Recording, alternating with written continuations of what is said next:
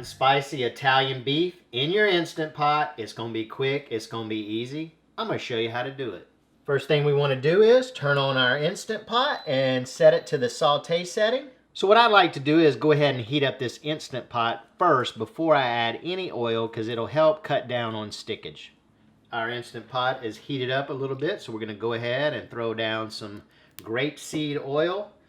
And we're going to go ahead and put in our chuck roast. Now, this chuck roast, you're going to use about 2 to 3 pounds of chuck roast. Now, as you can tell, I've seasoned it up.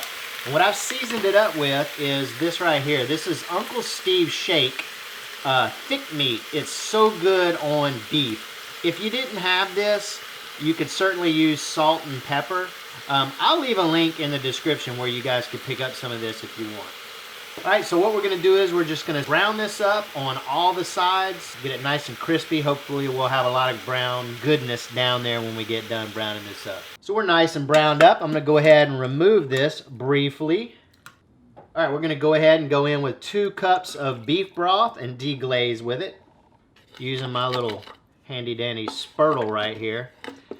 And again, I will leave a link in the description to where you guys can pick up some of these spurtles if you want to.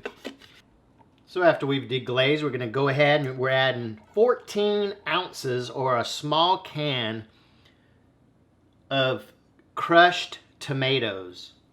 Alright, now we're going to go in with a small jar, about like that, of pimentos. I've drained the juice off the pimentos. So we're just going to go ahead and add those little badgers in there. Now next up, we've got a half of a jar. This is a 16-ounce jar of pepperoncinis. And so a half a jar of the pepperoncinis and half of the liquid out of it.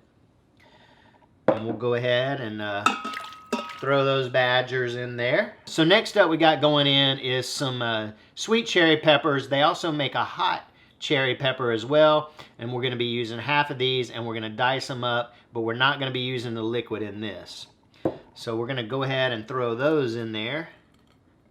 We're going to add a little bit of salt and pepper, and that is to your liking. And now we're going to just give this a little whirl about, and we're going to nestle these lovely beauties right back down in here.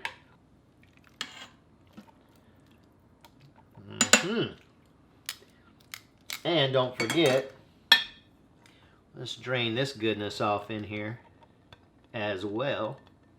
Alright, now that we got that done, let's go ahead and stick our lid on it. Alright, now what we're going to do is we're going to pressure this on high for 60 minutes. After the 60 minutes, we're going to let the pressure come down naturally for 10 minutes, and then we'll do a quick release. Alright, it's been 1 hour and 10 minutes. We're about ready to quick release. So this is another good thing about using this spurtle. It displaces the steam. Look at that yumminess right there. Wow. Oh yeah.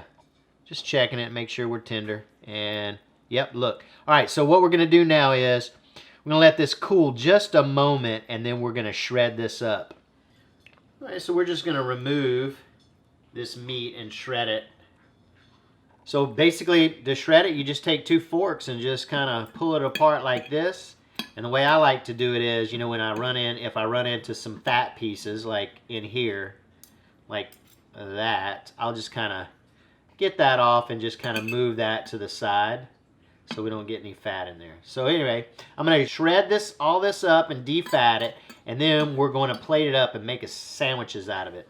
So now that we got all this shredded up, we're going to go ahead and add back all of our peppers back into this meat mixture. And then we might add a little bit of juice back in there. We'll see. But anyway, I'm going to keep doing this, and then we'll make up those sandwiches. All right, let's smash our face into this mess. Napkins will be required.